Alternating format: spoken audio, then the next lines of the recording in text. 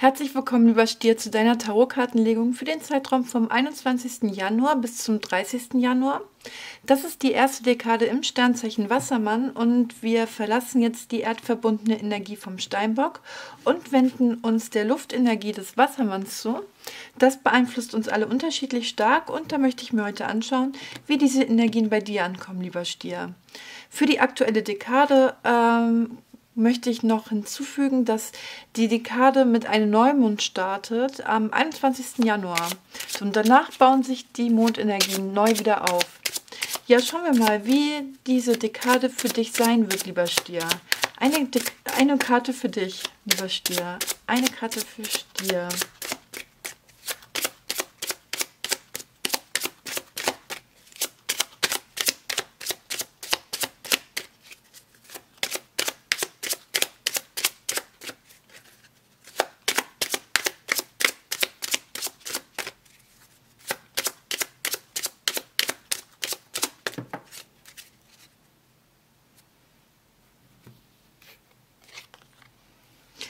Die Kunst, das ist ja schön, die Lebenskunst. Es wird eine sehr erfreuliche Dekade für dich, sehr harmonisch, sehr ausgeglichen auch. Du wirst alles gut auf die Reihe kriegen. Du wirst alles gut miteinander verbinden können und wirst hier voll, ja, in deine Energie kommen und auf diese Art und Weise Lebenskunst walten lassen, Lebenskunst entfalten lassen. Es ist auch wirklich eine sehr gute Zeit für Kreativität und kreative Ergebnisse auch, weil man halt auch die einzelnen Elemente so gut miteinander verbinden kann. Du bist hier in der Lage, Gegensätze miteinander in Harmonie, in einen Ausgleich zu bekommen, Gegensätze miteinander zu verbinden und ja, nicht nur das. Also scheinbare Gegensätze kannst du so miteinander verbinden, dass sie in einem perfekten Verhältnis zueinander stehen. Wie beim Kochen. Ne? Also da gibt es ja auch dann verschiedene Verhältnisse und so. Und man findet irgendwann das perfekte Verhältnis und dann ist es perfekt.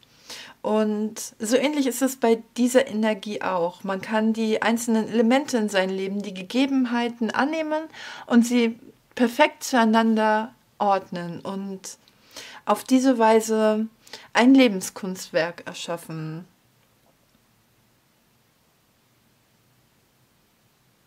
Eine sehr ausgeglichene Stimmung, weil du halt alles unter einen Hut bringen kannst. Wenn du es mit mehreren Menschen zu tun hast, mit einer Familie oder einem größeren Freundeskreis oder ein größeres Arbeitskollegium, dann steht diese Karte auch für gute Teamarbeit, gutes Teamwork. Dass man hier eben alle zusammenbringen kann, ne? Dass man alle Interessen auch miteinander verbinden kann und auch gute Teams bilden kann. Schauen wir mal, auf welche Lebensbereiche sich diese Energien beziehen. Der Oktopus ist hier. Du möchtest hier dich an diese Entwicklung anpassen. Du suchst nach kreativen, individuellen Lösungen. Und ich sagte, du wirst eine finden. Auf jeden Fall. Du bist flexibel und möchtest auch flexibel sein in dieser Dekade. Du bist auch bereit, dich anzupassen, die Bedürfnisse der anderen zu respektieren und hier irgendwie einfach eine geschickte Lösung zu finden. Und es wird hilfreich sein in dieser Dekade, wenn du ganz genau weißt und das auch wertzuschätzen weißt, wer an deiner Seite ist, wer dir wirklich loyal gegenübersteht. Und es ist auch wichtig, dass du dich in dieser Dekade verbindlicher zeigst als sonst und diesen Verbindungen, die wirklich zuverlässig sind in deinem Leben, viel Wertschätzung entgegenbringst. Das wird deinem Prozess zugutekommen. Das wird dir in dieser Dekade besonders zugutekommen. Und das Ergebnis, auch interessant. ähm, ein neues Kapitel in dein Leben. Dein Leben wird neue Geschichten schreiben. Es scheint mir, dass hier etwas sich Interessantes daraus entwickelt. Vielleicht wirst du selber plötzlich das Bedürfnis verspüren, zum Ende der Dekade hinweg, ab dem 27. Januar, irgendetwas aufzuschreiben. Auf jeden Fall Wörter oder etwas lesen, wird dann zum Ende hin sehr, sehr wichtig werden. Wir schauen mal, mit welchen Herausforderungen du es in dieser Dekade zu tun hast, lieber Stier.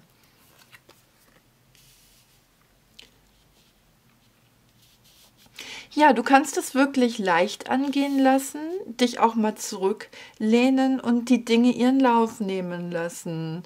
Ganz in Vertrauen darauf, dass die Dinge sich schon zum rechten Zeitpunkt positiv entwickeln.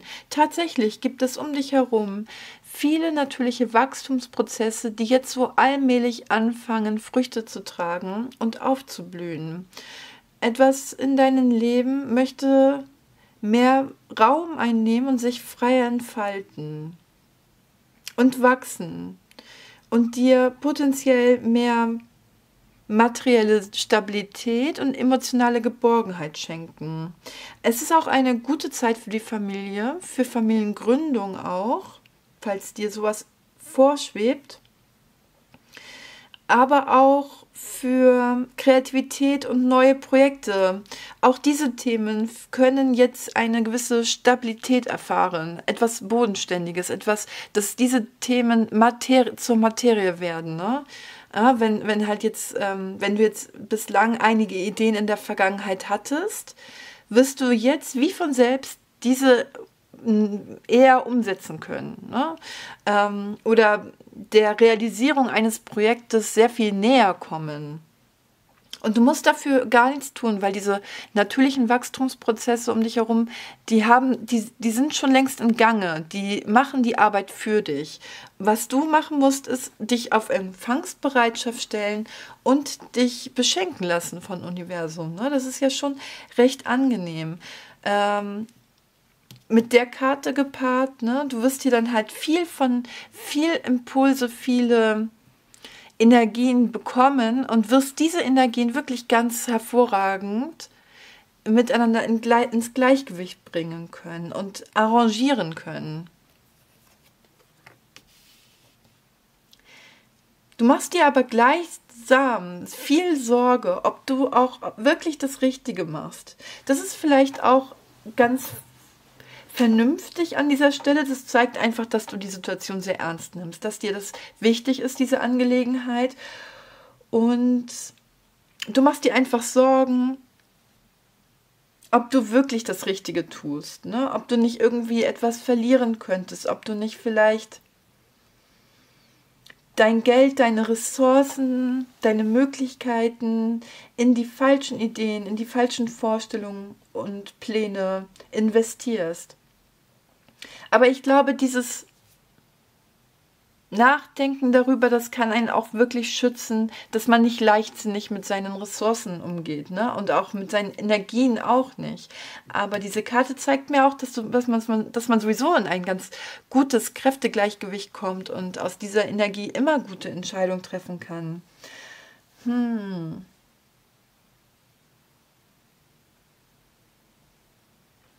Die Karte kann auch manchmal Verlustängste anzeigen. Ne? Vielleicht wirst du in dieser Dekade mit solchen Gefühlen, mit solchen Themen konfrontiert sein. Besonders weil es ja auch irgendwie doch um Verbindlichkeit geht.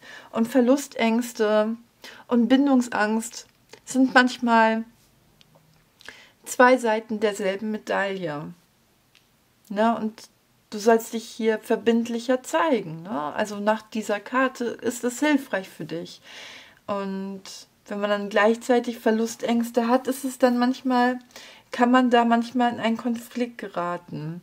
Wir schauen mal, wie sich diese Situation weiterentwickelt. In der Vergangenheit der Ritter der Kelche.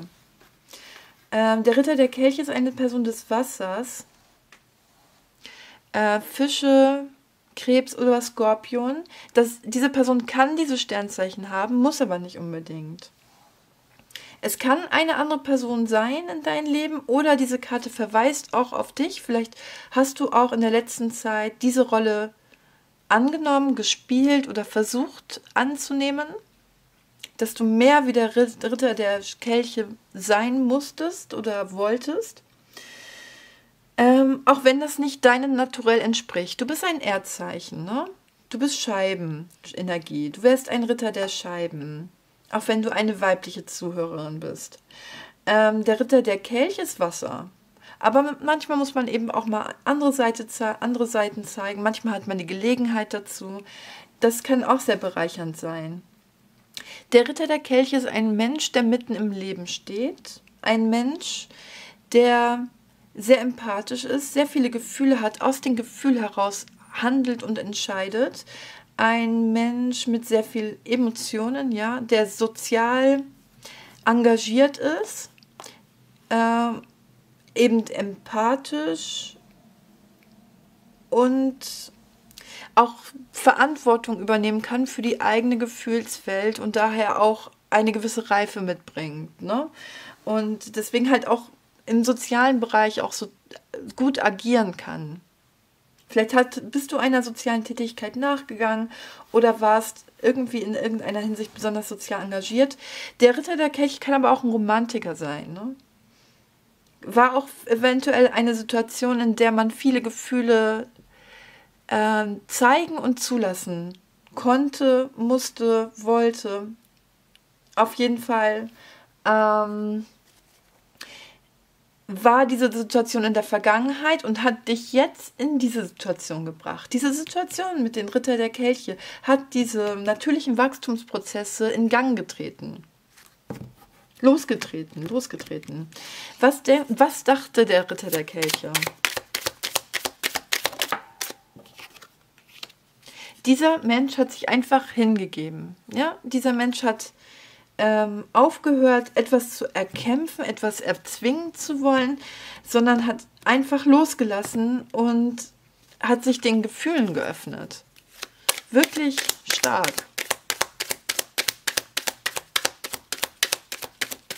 Hat auch so Grenzen, also Mauern aufgeweicht, seine eigenen Mauern abgerissen, könnte man auch sagen, ne? Den Kampf aufgegeben, im positiven Sinne. Ja, und so hat dieser Mensch Liebesglück erfahren, ne? Freude, Ehrlichkeit, wahre, offene Herzlichkeit, Liebesglück einfach. Wunderschön.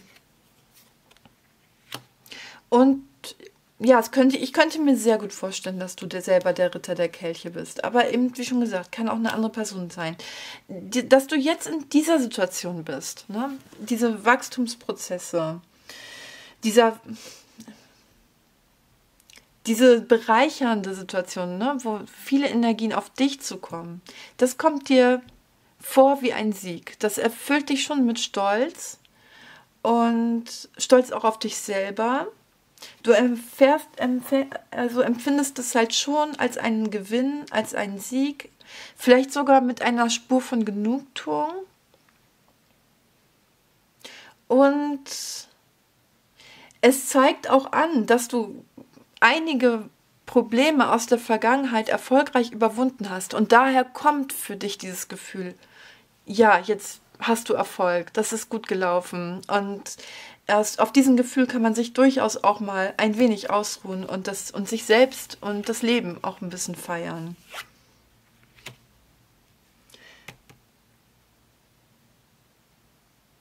Die 5 der Kelche zeigen sich hier. Die 5 der Kelche ist eine Energie, aus der man etwas über das Leben verstehen lernt. Eine Illusion über das Leben oder über einen Teilbereich des Lebens.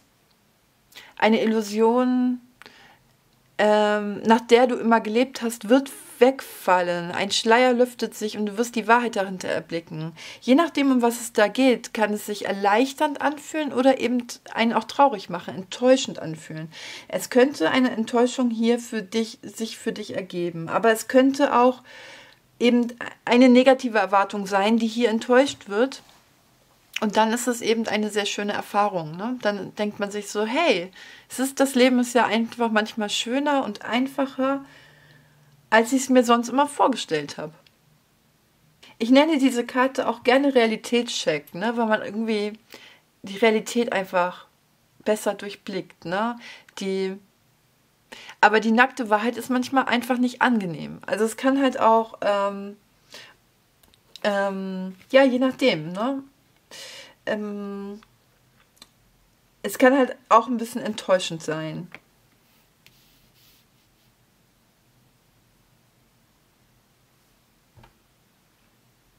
Ja, aber du bist sehr in der Balance, ne? Gerade am Anfang in der Dekade, zwischen den 21. und 26. Januar, wird es sehr ruhig in dein Leben sein, sehr entspannt, sehr angenehm. Hier sind gute Gespräche möglich. Also auch, man findet hier Lösungen für Konflikte aus der Vergangenheit. Man findet hier wahre Freundschaften, wahre gute Kommunikation, Fairness. Es ist eine gute Zeit, um Verträge zu unterschreiben, Absprachen zu finden. Die Menschen, mit denen man sich hier auseinandersetzt, vertraglich, die Menschen, mit denen man Kompromisse finden möchte. Zu diesen Menschen besteht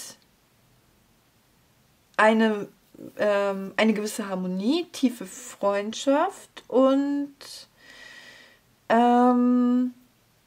Gleichberechtigung und einfach auch Ehrlichkeit, ne? Also ist hier wirklich eine sehr harmonische Karte, die sehr gut hier zu dieser passt. Ja, das, was hier passiert, führt dich auf dein Schicksal. Das ist ja interessant. Das weist dich alles auf den richtigen Weg, nach deiner wahren Bestimmung. Und das kannst du auch erkennen und das motiviert dich wiederum sehr, sehr stark.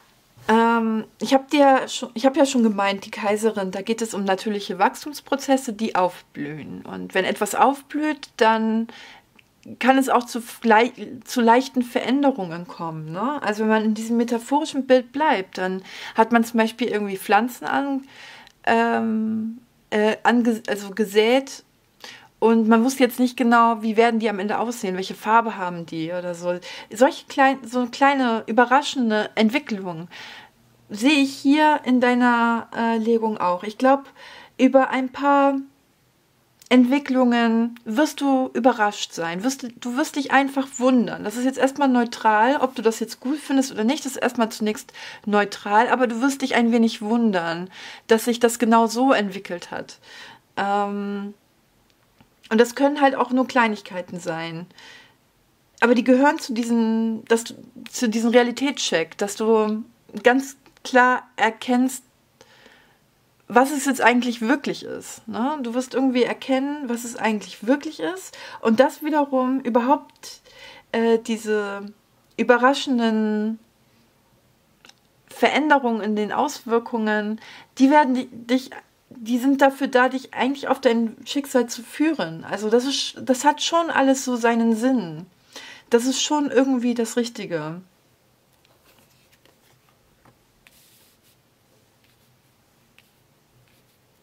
Ja, in deinem sozialen Leben könnte dir, also da sehe ich Unzufriedenheiten deinerseits. Irgendwie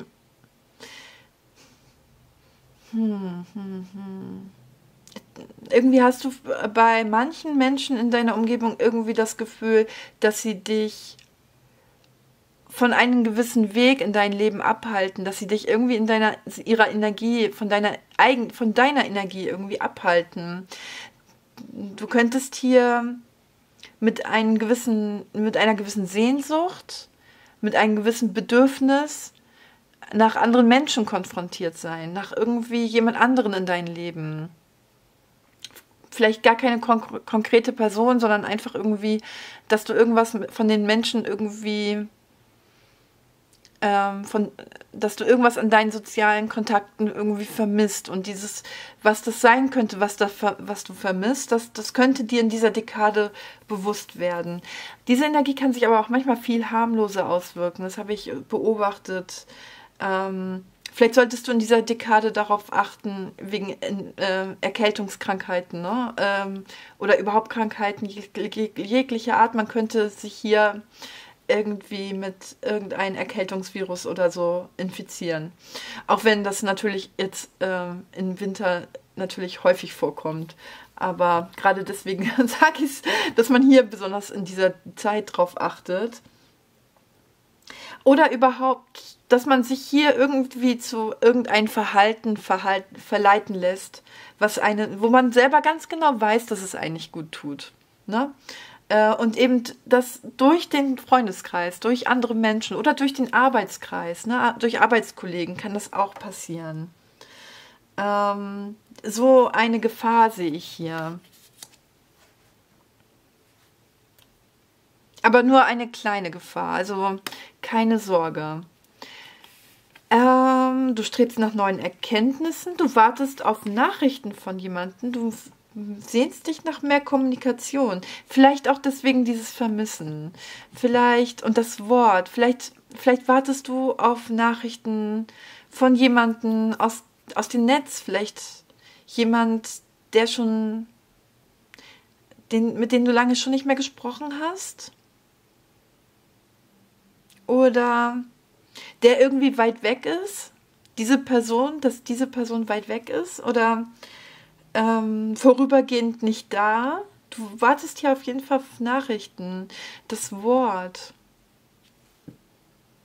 Oder suchst halt selber im Internet nach neuen Menschen, die irgendwie in einer Hinsicht deinen Wissensdrang befriedigen können. Deine Sehnsucht nach neuen Geschichten. Du möchtest, dass dein Leben und das Leben der Leute um dich herum neue Geschichten schreibt. Ja, du brauchst irgendwie neuen geistigen Input, neue Menschen um dich herum. Und das solltest du gar nicht überbewerten, ne? Vielleicht, also ich hab das, glaube ich, eben gerade ein bisschen überbewertet. Ich glaube, du sehnst dich einfach nur ein bisschen nach Abwechslung diesbezüglich und eben nach neuen Erkenntnissen, nach neuen Inspirationen, nach Eingebungen.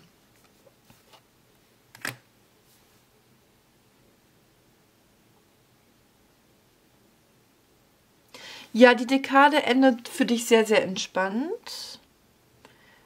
Ähm, ja, also du wirst sehr auf dieser Energie einsteigen und wirst hier dann zum Ende hin eine entspannte Dekade erleben, in der du auch mal ein bisschen träge und bisschen zu faul sein darfst, ne? Ein sehr entspannter Zustand, bei dem man sich einfach hingeben kann und ähm, erfüllte Kommunikation, emotionale Sicherheit, also ich glaube, bei den Menschen, die ganz nah bei dir dran sind, ne? Also die wirklich auch zu deiner Familie gehören, da wirst du sehr harmonische Zeiten mit diesen Menschen erleben in dieser Dekade. Ich glaube, da gibt es gar keine Probleme. Es ist nur dann der erweiterte Freundeskreis, ne? Das hier vorkommen kann. Und wo du vielleicht auch ein bisschen Abwechslung brauchst.